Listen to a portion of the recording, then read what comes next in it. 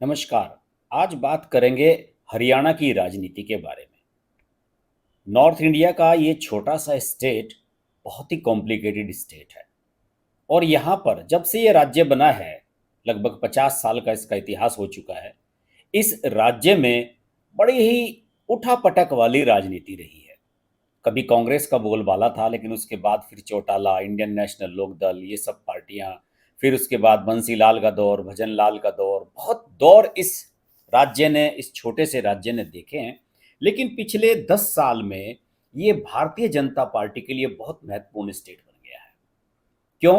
क्योंकि यहाँ पर लगातार 2 बार से भारतीय जनता पार्टी विधानसभा और लोकसभा चुनाव में डोमिनेट कर रही है। और सबसे खास बात क्या है कि यहाँ के जो चुनाव होते हैं, लोकसभा चुनाव और विधानसभा चुनाव, दोनों एक ही साल में होते हैं। 2014 की शुरुआत में हुआ लोकसभा का चुनाव और साल के अंत में विधानसभा का चुनाव। इसी तरह से 2019 में और 2024 में भी यही होने की उम्मीद है। जैसे कि अगर विधानसभा समय से पहले भंग ना की जाए तो चुनाव इसी तरह से होने जा रहे हैं।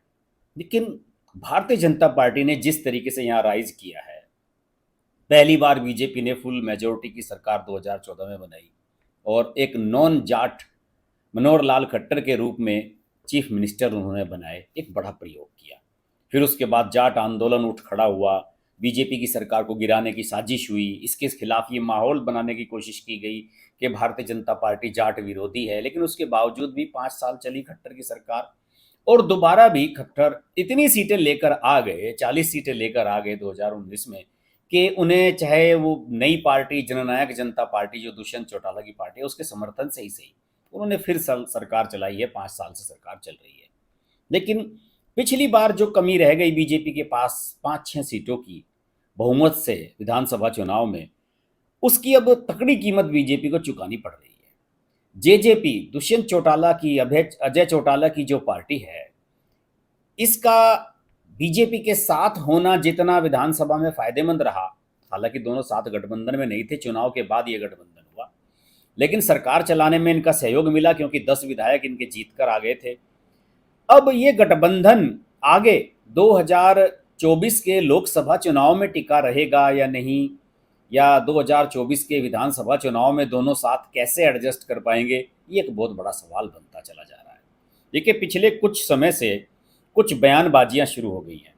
दुष्यंत चौटाला जो डिप्टी सीएम है, उनका एक बयान आया था कि जो जो ठाठ फुल मेजोरिटी की सरकार में है वो 10 विधायकों वाली सरकार चलाने में नहीं है। यानी कि उनका इशारा यही था कि हम गठबंधन की सरकार में हैं, हमारे 10 विधायक थे, ठीक है, कुछ मंत्री भी बने हुए हैं, वो खुद डिप्टी सीएम है, लेकिन उनका मानना है कि हमें फुल मेजोरिटी मिलनी चाहिए, तभी मजा है।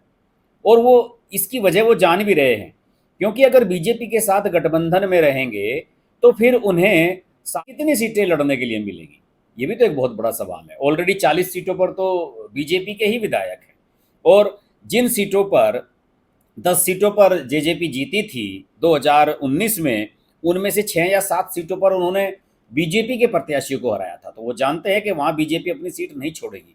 तो पूरे पूरे आसार तो यही बन रहे हैं कि चुनाव के समय हो सकता है कि लोकसभा चुनाव के समय दोनों एक हो जाएं, लेकिन विधानसभा चुनाव के समय दोनों साथ मिलकर चुनाव लड़ेंगे, इसके आसार बहुत कम नजर आ रहे हैं।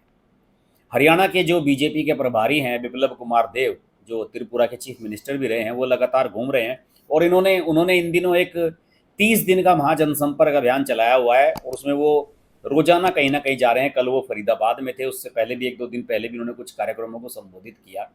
और एक विधानसभा सीट है उचाना कला, जहां से दुष्यंत चौटाला जो डिप्टी सीएम है वहां से विधायक हैं। वहां पर एक कार्यक्रम था और आप जानते होंगे कि उचाना कला में आप जो दिग्गज नेता रहे हैं, पुराने केंद्रीय मंत्री भी रहे हैं, वीरेंद्र सिंह, उनकी पत्नी प्रेमलता को हराया था दुष्यंत चौटाला। और वहां पर बिप्लब कुमार देव ने कह दिया इनको, प्रेमलता को, भावी विधायक वहां की। इस बात को लेकर भी मामला बिगड़ रहा है। दुष्यंत चौटाला को ये लगा है कि बीजेपी इस सीट को नहीं छोड़ेगी, तो उन्होंने अपने कार्यकर्ताओं से कहा है कि मैं उचाना कला से ही चुनाव लड़ूंगा, मैं कहीं और नहीं जाऊंगा। उन्होंने अपना इरादा स्पष्ट कर दिया है। जननायक जनता पार्टी जेजेपी, जो देवीलाल के नाम पर बनाई थी इन्होंने, आप जानते होंगे कि इनके दूसरे भाई हैं अभय चौटाला, वो इंडियन नेशनल लोकदल चलाते हैं, उनके एकमात्र विधायक हैं वो अपनी पार्टी के। जबकि जेजेपी, जिसकी अपेक्षाकृत अभय चौटाला के मुकाबले अजय चौटाला की इमेज अच्छी है, और उनके बेटे दुष्यंत चौटाला इस समय डिप्टी सीएम है। अब समस्या यह है कि बीजेपी के साथ अगर मिलकर विधानसभा चुनाव लड़ेंगे तो 8-10 सीटें जहां आपके विधायक हैं, बाकी सीटें शायद आपको लड़ने को ना मिलें। इसमें बीजेपी का भी नुकसान है। बीजेपी भी यही चाहेगी कि वो सारी की सारी सीटों को अटेम्प्ट करे और पूर्ण बहुमत की सरकार जैसी 2014 में बनाई थी उस तरह की 2024 में बनाने का प्रयास करे। लेकिन उससे पहले कई परीक्षाओं से इस गठबंधन को गुजरना पड़ेगा। देखिए, कृषि कानूनों के मुद्दे पर दुष्यंत चौटाला पर बड़ा दबाव बना था। जब कृषि कानूनों के मुद्दे पर दिल्ली के आसपास सीमाओं पर किसानों का धरना चला था, तथाकथित आंदोलन 1 साल तक, उस समय बड़ा दबाव बना था कि दुष्यंत चौटाला को इसे छोड़ देना चाहिए। उनके जो चाचा जी हैं अभय चौटाला, उन्होंने तो इस मुद्दे पर इस्तीफा ही दे दिया था विधायकी से, और फिर बाईपोल में दोबारा जीत कर आए वहाँ से, ये दिखाने के लिए कि किसानों का असली हितैषी मैं ही हूँ, ये नहीं है हितैषी। तो ये सारी चीज़ें चल रही हैं। खैर, अब जो जेजेपी का गठबंधन और बीजेपी का गठबंधन है, इसकी लगातार एक परीक्षा की घड़ी आने वाली है, और आने वाले समय में ये और भी ज़्यादा टफ होने वाली है कंडीशन। देखिए, एक तो सबसे बड़ी बात यही होगी, क्योंकि अगले साल विधानसभा चुनाव से पहले लोकसभा चुनाव आएंगे, और बीजेपी यहाँ पर 10 की 10 लोकसभा सीटें 2019 में जीती हुई है। 2014 में यहाँ 7 सीटें जीती थी बीजेपी ने, लेकिन 2019 में तो क्लीन स्वीप कर दिया था। तो सबसे बड़ा चैलेंज उनके सामने यही होगा, क्या जेजेपी कोई भी लोकसभा सीट नहीं लड़ेगी, और जब बीजेपी के सभी जगह 10 सांसद हैं तो वो अपनी सीट कैसे दे दे जेजेपी को। तो आप समझ लीजिए कि लोकसभा चुनाव से ही ये तलखी जो है, ये जो दरार है, ये बड़ी होनी शुरू हो जाएगी, और दोनों के लिए मजबूरी हो जाएगी कि वो एक दूसरे का साथ ना लें। और इसके अलावा 18 जून को सिरसा में अमित शाह की एक रैली होने वाली है, और सिरसा जो जिला है वो चौटालाज का होम डिस्ट्रिक्ट है। इस रैली का भी बहुत एक महत्वपूर्ण रोल होने जा रहा है कि इसमें अमित शाह क्या कहते हैं, किस तरीके से बोलते हैं, क्या वो चौटालाज को अपने साथ लेकर चलते हैं या अलग होने की कोई हिंट इस तरह की यहाँ पर देते हैं। यहाँ के जो प्रदेश अध्यक्ष हैं बीजेपी के, ओपी धनखड़, पहले मंत्री भी रहे हैं और लोकप्रिय नेता हैं, जाट लीडर हैं, उनका कहना है कि बीजेपी सारी की सारी सीटें लड़ने की तैयारी कर रही है। उनका इशारा लोकसभा चुनाव की तरफ भी है और विधानसभा चुनाव की तरफ भी है। और जैसे कि मैंने आपको बताया कि दुष्यंत चौटाला तो कह ही चुके हैं कि 10 सीटों से वो ठाट नहीं हो सकते जो फुल मेजोरिटी की सरकार में होते हैं। तो ये समीकरण बनते हुए नजर आ रहे हैं। हालांकि कुछ दिन पहले दुष्यंत चौटाला के जो पिता हैं अजय चौटाला, उनका एक बयान आया था कि हम राजस्थान का जो विधानसभा चुनाव इसी साल होने वाला है 2023 में ही, उसको हम बीजेपी के साथ मिलकर लड़ेंगे। उन्होंने तो संकेत दिया है कि मिलकर चलेंगे, लेकिन समस्या यही आएगी कि आप बाहर तो ठीक है मिलकर लड़ना है, आपको 1-2 सीटों पर राजस्थान में चुनाव लड़ना है तो लड़ लीजिए, 200 विधानसभा सीटें हैं वहां पर, एक आध सीट आपको मिल जाएगी। लेकिन 60 सीटों की इस छोटी सी स्टेट में, हरियाणा में, बीजेपी जेजेपी को कैसे एडजस्ट करेगी, ये एक बहुत बड़ा चैलेंज होगा। आने वाले समय में इसकी परीक्षा होगी। दूसरे, अभी एक परीक्षा और होने वाली है।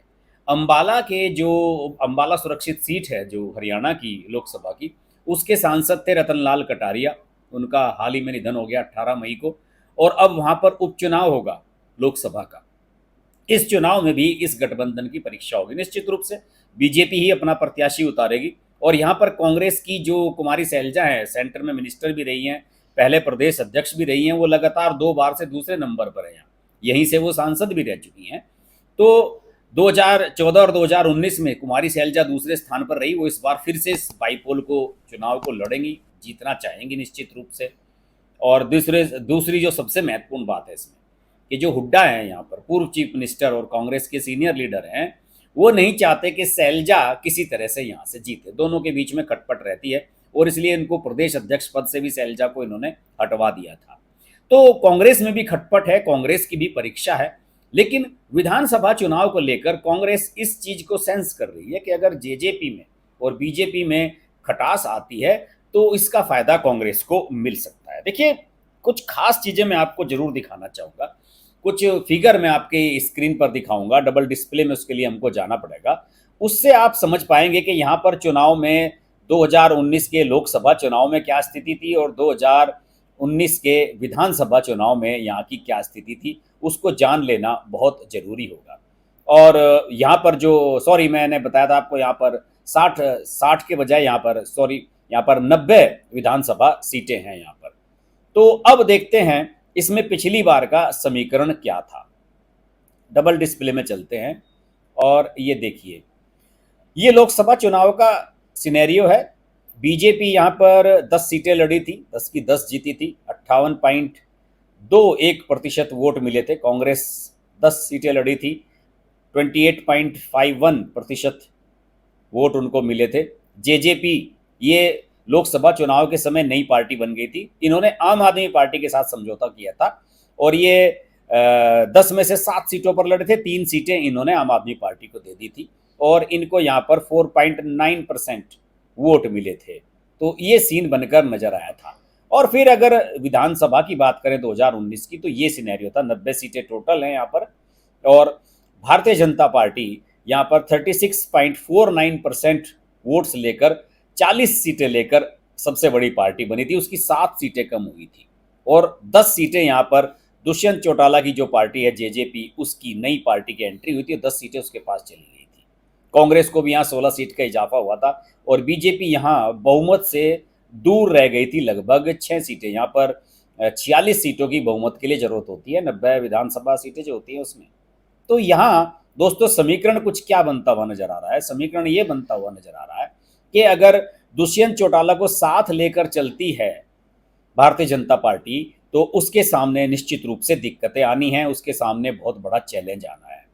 उसे बहुत सारी सीटें बांटनी होंगी जननायक जनता पार्टी के पास। और देखिए, अगर मैं इसका रिकॉर्ड आपको दिखाने लगूं तो बहुत सारी सीटें थी, लगभग 7-8 सीटें ऐसी हैं जहां पर दुष्यंत चौटाला की पार्टी जो है पहले स्थान पर थी और बीजेपी दूसरे स्थान पर रही। कुछ ऐसी भी सीटें हैं जहां पर बीजेपी जीती थी और जेजेपी दूसरे स्थान पर रही थी। तो ये बहुत बड़ी दिक्कत इनके सामने आने वाली है। जैसे ये देखिए, पानीपत रूरल में बीजेपी के महिपाल जीते थे और जेजेपी के देवेंद्र कादियान दूसरे स्थान पर रहे थे। कई जगह पर ऐसी सिचुएशंस खड़ी होंगी। यहाँ देखिए, जुलाना में अमरजीत ढांडा जेजेपी के जीते थे और परमिंदर सिंह ढुल बीजेपी के दूसरे स्थान पर रहे थे।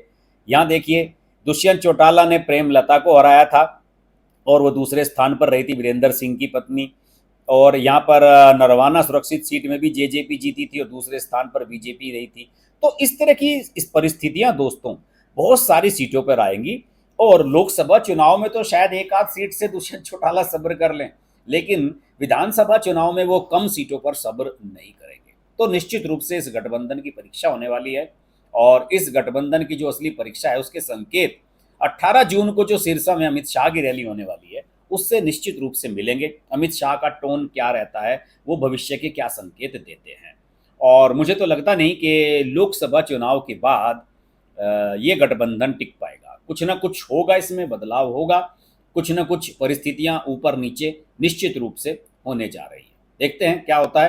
हरियाणा की राजनीति बहुत इंटरेस्टिंग अगले कुछ महीनों में होने जा रही है। इस पर हमारी नज़र लगातार बनी रहेगी। आप जुड़े रहिए मेरे साथ और अगर ये वीडियो अच्छा लगे और आप अगर हरियाणा से हैं, प्लीज़ अपना फीडबैक जरूर दीजिएगा। मैं आपके फीडबैक की प्रतीक्षा करूँगा। नमस्कार।